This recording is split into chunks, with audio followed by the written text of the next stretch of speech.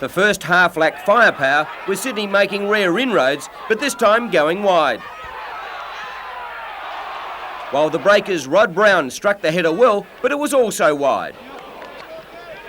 Sydney attacked on every possible occasion. Lamont this time just couldn't convert. 0-0 at the break, but it had to come.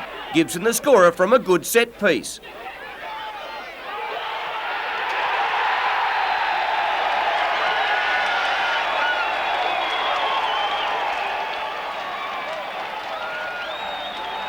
"14 minutes to go, and 1-0 looked good enough until Warren Spink cleaned up for the Breakers.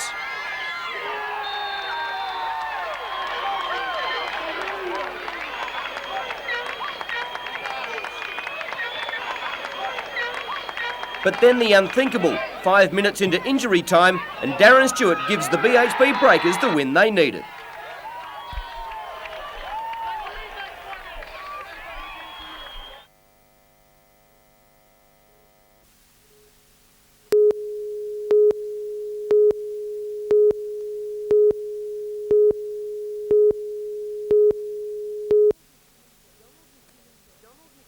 Donald McKinnon Geddes was not only one of Newcastle's best-known citizens, he was one of the finest. That's something an emotional Lord Mayor John McNaughton was keenly aware of at a United Nations Day ceremony as he told the gathering that 55-year-old Don had died only a few hours before. And that is a great sadness. Alderman Donald Geddes has been the longest-serving member of our council, sometime Deputy Lord Mayor, Acting Lord Mayor, a very, very diligent worker for this community and for people. And that was never more evident than during the 1989 earthquake, when as the Newcastle controller of the State Emergency Service, he worked ridiculously long days to help the city climb out of the ruins physically and emotionally. We had a pretty wild time during the earthquake, and Don seemed to handle it all with no trouble at all. Among the dozens of committees and groups Don helped out were the city's sports teams. He was always there to support them when it came to venues or with administrative help, and he was also personally involved in sports himself.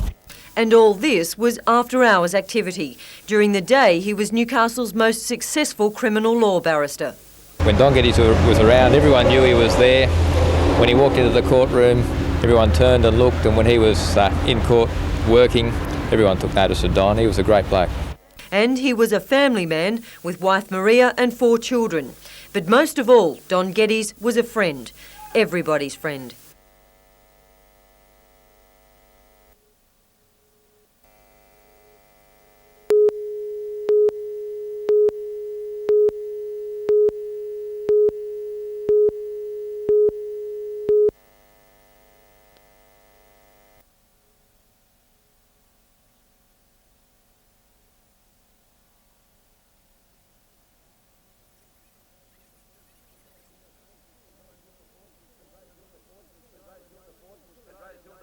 At Rose Hill, the fourth was the 1992 Toohey Silver Slipper Stakes, and what a run.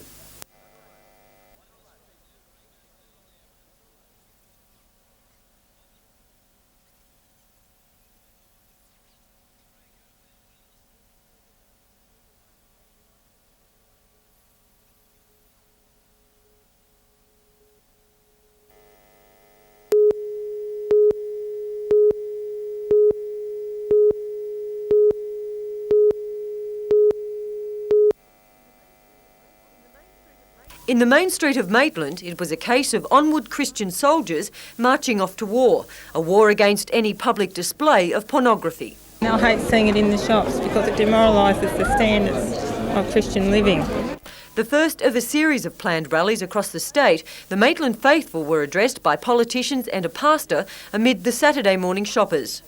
While the campaigners concede it would be virtually impossible to eradicate pornography, they at least want shops to keep the material out of sight and hopefully out of mind of children. For the newsagents and service station owners and the people who sell these magazines, if they would please take the placards off the pavements where people are offended by it. We want to get the magazines at the back of the stores in what we call blinder racks, so that all you can see is the name. But at least one newsagent disagrees with the group's push. I personally prefer to have it where I can see it so that any young children, anybody else like that, I can actually get them to leave the shop. In the same week that Madonna has created a soft porn sensation with her sex book, these people have been collecting a petition to call on state and federal governments to turn their demands into law. Catherine Lamond, NBN News.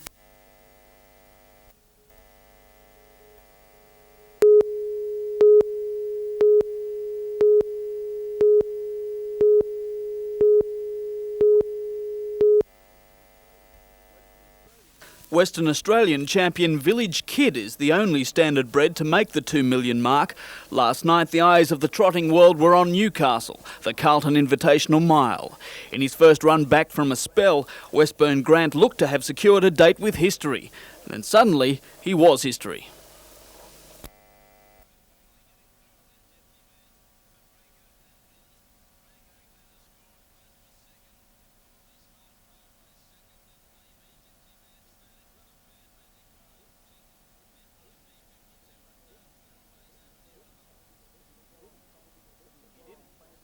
He didn't. The 7-4 on favourite beaten by a nostril hair by 20-1 outsider Joshua Tree. Level Advice was third.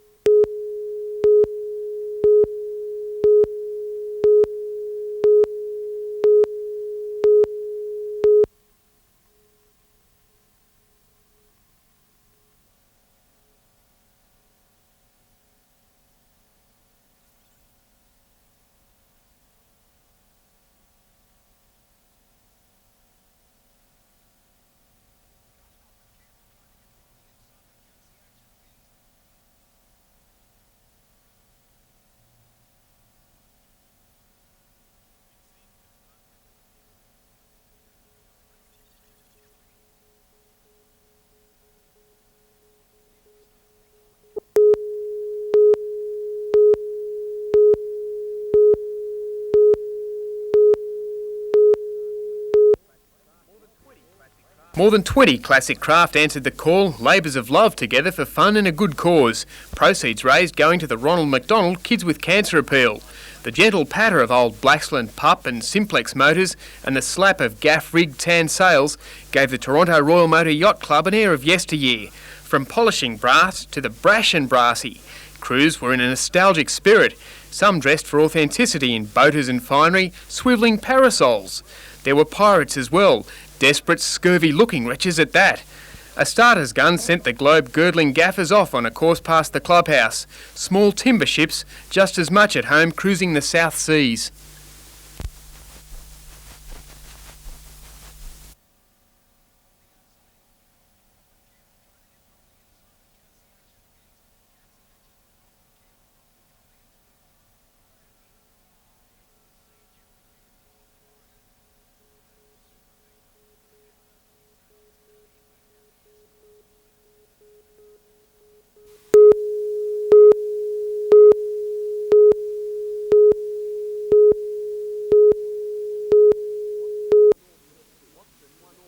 Watson won all 3 heats. Primer threw everything at him, but couldn't peg him back. Primer later went on to win the backmarkers final, beating Neil Ashman. Watson withdrew with engine trouble. Greg Griffith showed his win in the sidecar feature event last week was no fluke, winning the rear markers scratch and coming second to Greg McKee in the feature. In the modifieds, Tony Hopping had his wings clipped in the backmarker sprint by local charger Mick Turner. Turner's luck changed for the worse in the feature, a blow-up leading to a budget blowout. The speed car feature was finished on the second last lap after a collision involving Glenn Stewart and Graham Parton. Both drivers walked away from the crash. Bob Woods was declared the winner.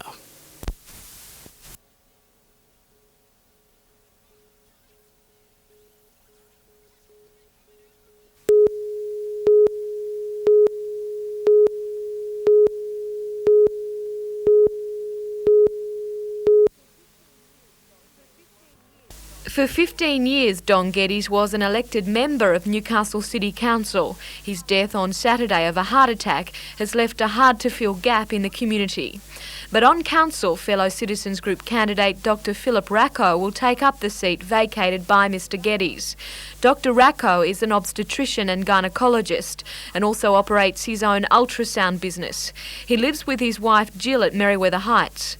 Dr Racco says he's not aligned with any political party and sees development, particularly honeysuckle, as the major issue confronting the city. I think that overshadows all the other issues and should be bipartisan, and there should be very little disruption in its progress. Dr Racco will be among more than 1,000 people expected at the funeral of Don Geddes. The service will be held at the Sacred Heart Church in Hamilton at 10 o'clock tomorrow. Mr Geddes' own church of St Andrews, considered too small for the crowd. A procession to City Hall will follow the service. Parts of Hunter Street West will be closed to traffic.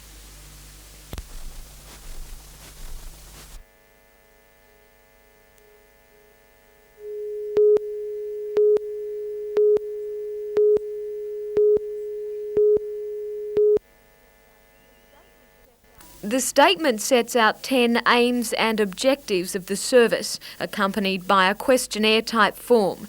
Area Health Chief Dr Tim Smythe says it will help shape the future direction of the service. I believe it's absolutely vital. After all, the Hunter Area Health Service is the community's health service, and it's essential that we get the community's input into the future of the health service. And I'm interested in all of the comment, both positive and negative. Also supporting the plan, President of the Hunter Medical Association, Dr Chris Howe.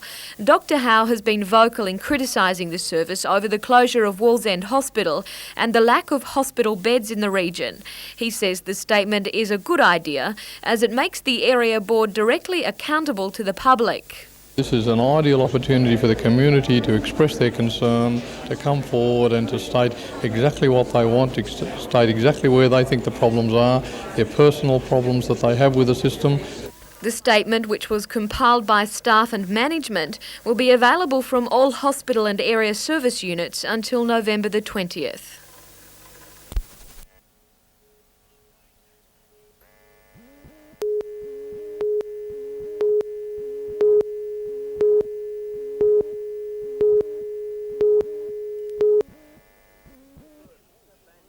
Bert Wolfe and his camper van have travelled most of Australia. On a recent trip to the south coast, he bought cheap fuel at a service station near Wollongong. The diesel was dark, almost murky. At the time I didn't notice anything wrong with the fuel, because when I fired it next morning, everything went normally. Alarm bells started to ring after Bert saw an NBN News story about an allegedly illegal diesel refinery in Sydney, supposedly selling its low-grade fuel to a South Coast service station. Laboratory tests revealed the fuel does not meet any standards. It can clog filters, jam injectors, even blow up an engine. Now it's feared a similar low-grade cocktail is finding its way into Hunter Bowsers. Diesel that Bert bought just south of Newcastle is also being analysed. It's a different colour again. Results of those lab tests should be known by Friday.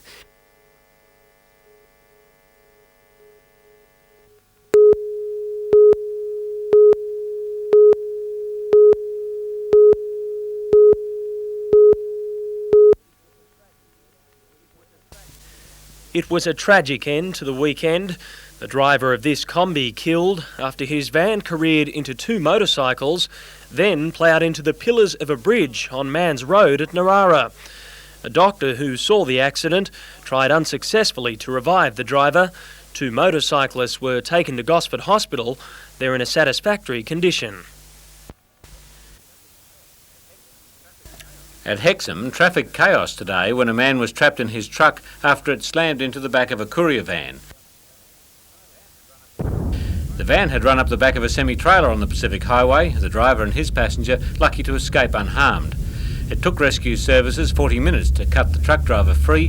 He was taken to the John Hunter Hospital suffering leg injuries. Just minutes later, another accident near Hexham Bridge. A man trapped when his utility tangled with a trailer carrying a similar vehicle. And a scare at Edgeworth when a sedan ran over a petrol bowser at a service station. Fire units sealed off the scene, but nobody was injured.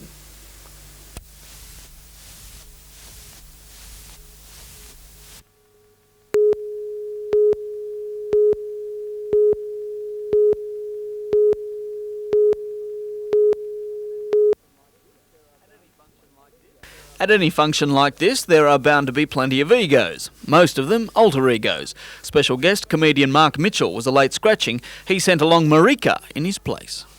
Do you like me frock? I got this specially for tonight. And Elton's double did his stuff. Local guitar virtuoso Bruce Matiski found his solo set plagued by sound problems. And he didn't either when they eventually plugged him in. 13 categories were decided. Three-piece band Outback won the country music section. Best variety act was the tantalising trio The Curvettes, the award graciously accepted by their manager. Lawrence Schubert and Christina Gerakides won 2 songwriting awards, Best Ballad and Best Rock Song. The other dual recipient, Newcastle band Young Guns, voted Best Covers Band and Best Overall Artist.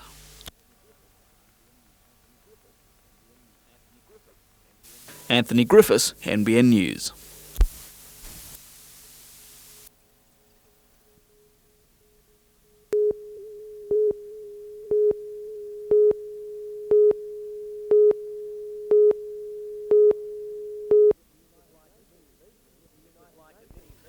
It was like a mini meeting of the United Nations.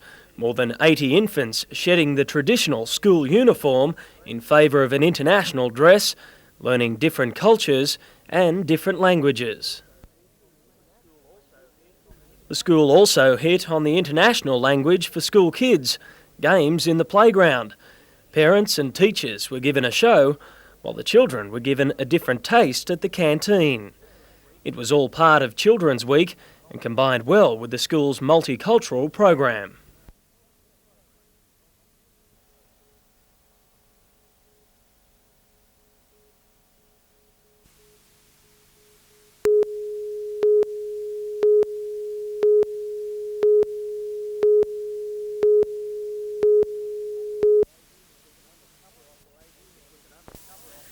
It was an undercover operation of a different kind for police.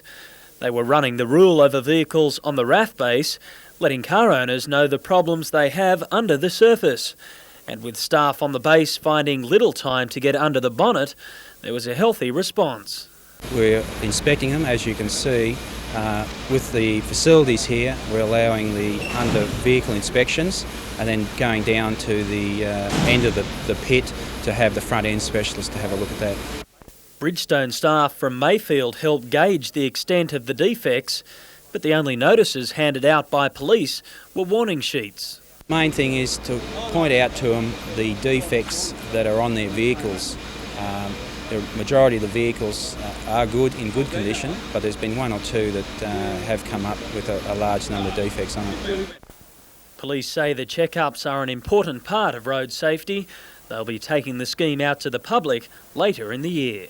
We're going to run another awareness program at Bridgestone in December, so the public can have a chance to bring their vehicles in to be inspected. Matthew White, NBN News.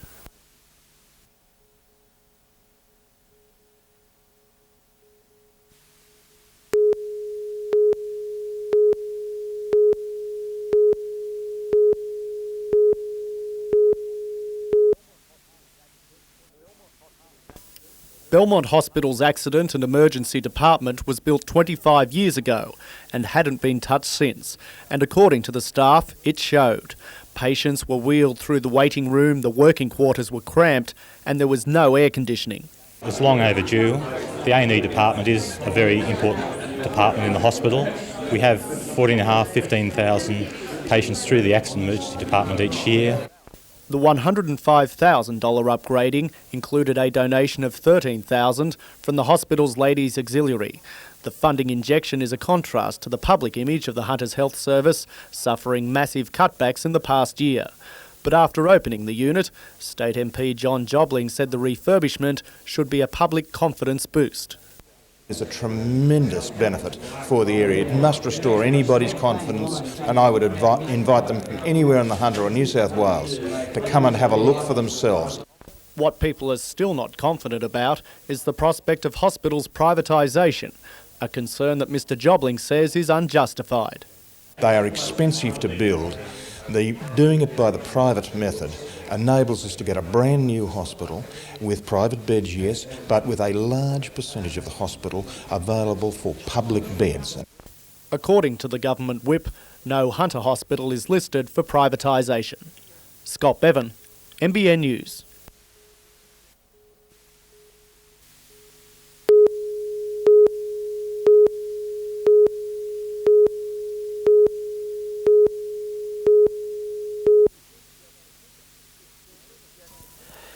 It was just the ticket for sick children at the John Hunter Hospital today, a $5,500 cheque, courtesy of Mayfield Police.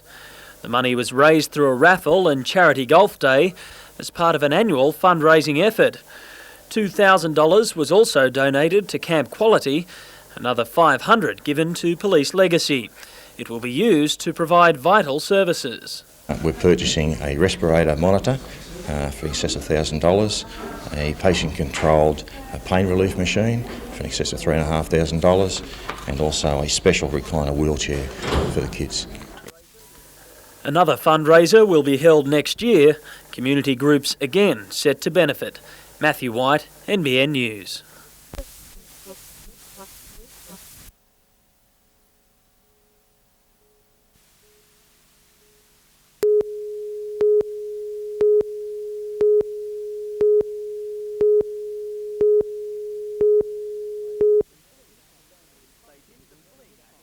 They did the fling at family functions when she was 5.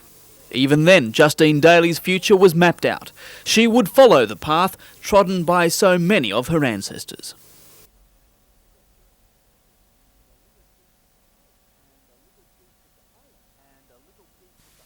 And a little piece of the Highlands came to Newcastle.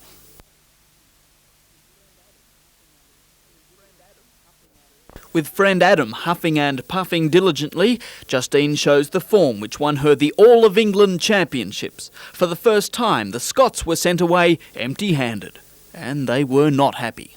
No, it's very serious over there. It's very serious, yeah. How do they take it when they lose? Not too well, especially the boys. Justine often crossed swords with tartan-intolerant schoolmates, but she didn't budge under peer pressure and perseverance paid off. Now she has another ambition, to take the fling to the far-flung, spread the hornpipe throughout the Hunter.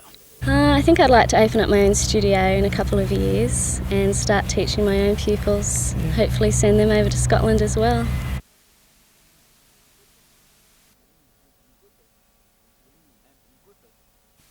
Anthony Griffiths, NBN News.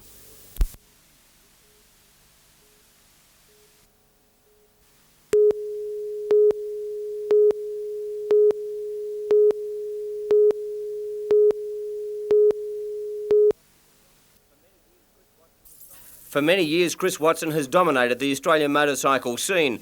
23 national titles and in excess of 50 state crowns, to add to numerous international bouts and trophies galore to recognise his service to the sport.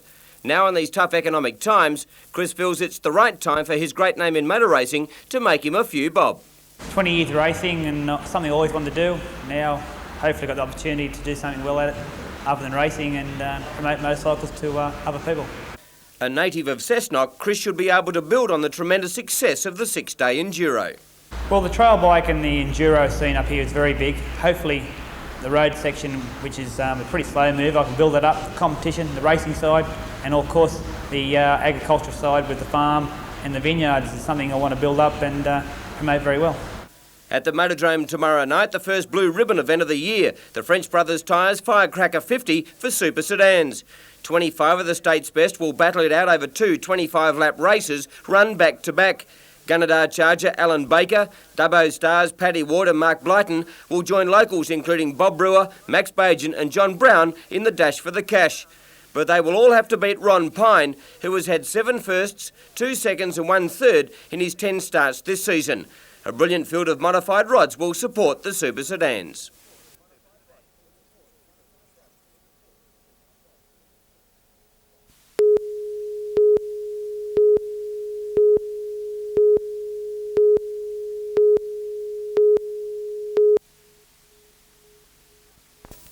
Every year, countless numbers of women are harassed and assaulted, and a few even murdered, on the streets of Newcastle. Last night, hundreds returned to the scene of those crimes to say they've had enough. We're here as a symbolic act to say that not only on this night we want to be safe in the streets, but on every night of our lives. Guest speaker, Constable Joe Watts from Newcastle Police, told the gathering that the biggest number of assaults on women and their children occur not on the streets, but in their own homes. This problem, and that is domestic violence. After the rally on the Newcastle foreshore, the group moved to Hamilton and marched along Beaumont Street to reclaim the night, to reclaim a sense of security. Scott Bevan, NBN News.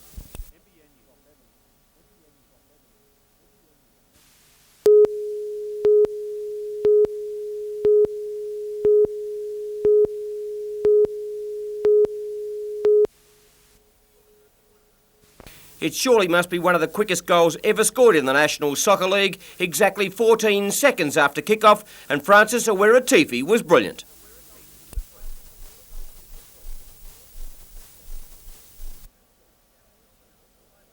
South Melbourne were all over the Breakers like a rash, Gibson brought into action by Paul Wade. In the 10th minute, more drama for the BHP Breakers. Trimboli brought down inside the area and the referee pointed to the spot. Konbutsianis made it 2-0.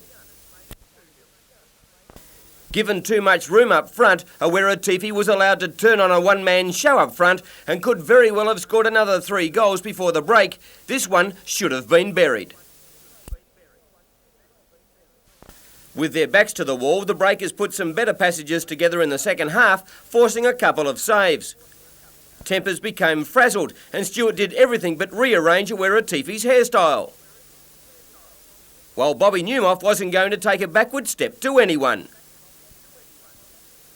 Trimboli nearly got through the defence once again, but Gibson was brilliant.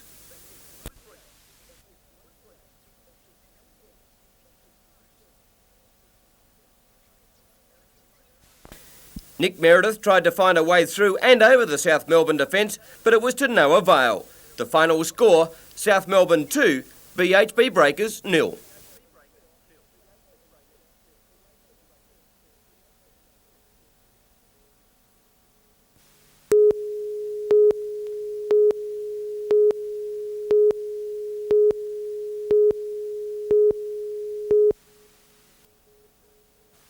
Joining forces, the New South Wales Surf Lifesaving Association and the Advance Bank have brought together 70 of the Lower North Coast future senior surf lifesavers for an intense live-in camp this weekend. Formerly known as nippers, these juniors are being put through their paces in all the drills and surf life-saving techniques, such as resuscitation, first aid for all circumstances, fitness and exercise needed to be a fully fledged member of the beach patrol, and how to read surf conditions and determine the safety aspects of a beach. Undoubtedly, one of the real pluses for the youngsters will be their first hands-on experience of the inflatable rescue boat, known everywhere as the Rubber Duck, which carries out up to 70% of all rescues on Australian beaches these days.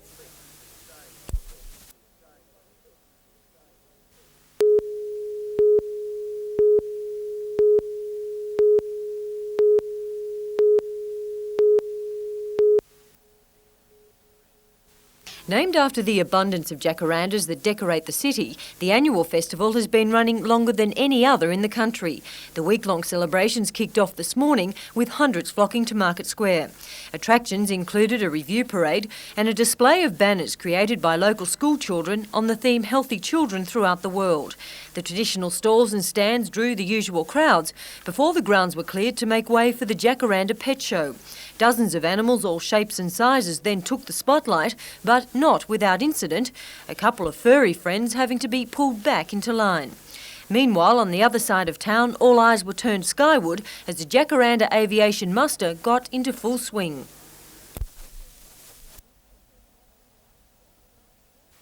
Craft of all origins and ages were on display, ranging from ultralights to the unusual. A couple of parachutists also dropped in, keeping the gathered spectators entertained. The festival activities continue until next Sunday, with the Jacaranda Queen crowned tonight.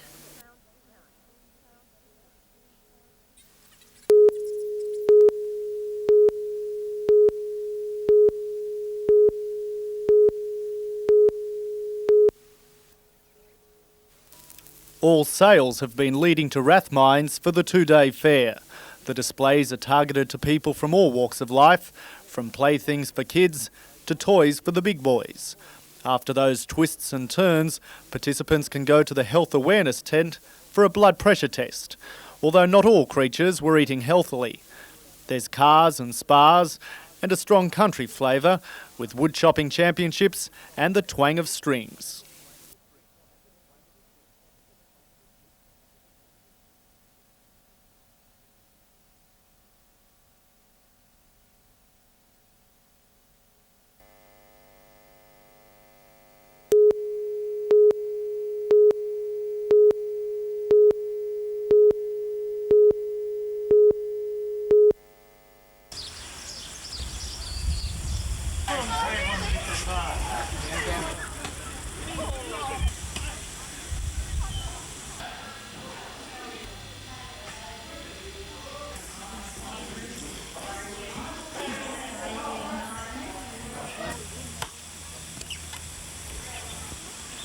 A little block like this, I should...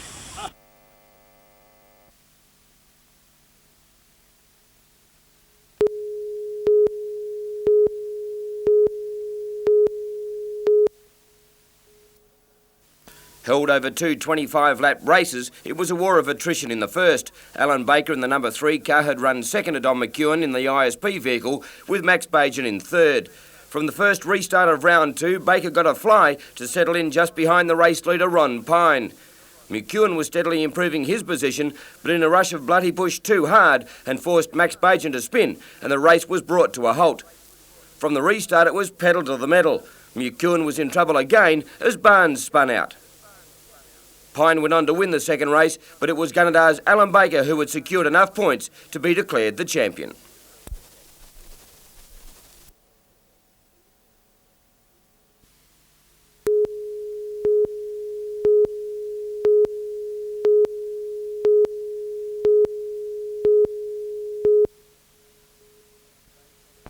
Today's competition was a preliminary round of the Kellogg's Nutrigrain State League competition, with clubs from Maxville Scott's Head through to Red Rock Corindi pushing themselves through 15 events, with the pentathlon the daddy of them all. On the line for the athletes were places in the branch team to contest the Surf League semi-finals in Newcastle, and conditions today weren't that easy. Wind's blowing across the field instead of coming straight in. The waves are running at an angle to the beach, which makes it hard for competitors at the moment. Scott's Head were successful in one of the major surfboat races, while Coffs Harbour lifesaver Toby Ellicott was too good on the ski.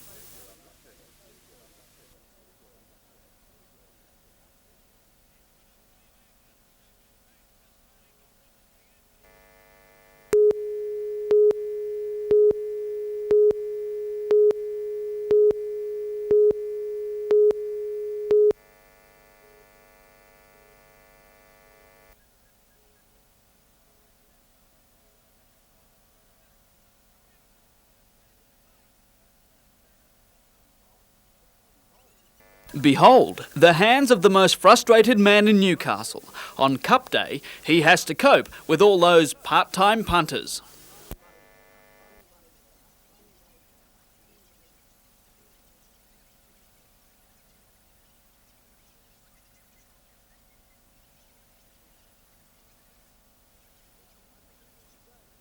Today, the Steel City struggled free from its grey economic cocoon and spread colourful wings. Frantic bar girls fluttered about, preparing parties for punters. There was high fashion, and some very high fashion.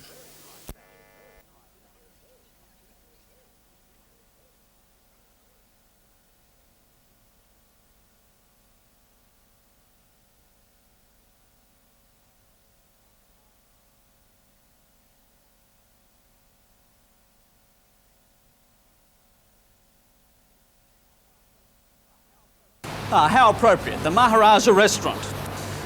But inside this humble Indian restaurant dine some very sick individuals. What you're about to see is the 3rd annual general meeting of the Anti-Melbourne Cup League. Anti-Melbourne Cup. Just an excuse to go for lunch. You're not having a bet? What on? The Melbourne Cup. What cup? What's your tip? The tip, sub-zero. Sub-zero. That's a big outlay on that at all? Nothing. Nothing? No. You're not going to bet? No. So you've got a tip, but you're not going to have a bet? Yeah, because it probably won't win. And wasn't she sorry? Later on, her temperature dropped to sub-zero. Anthony Griffiths, NBN News.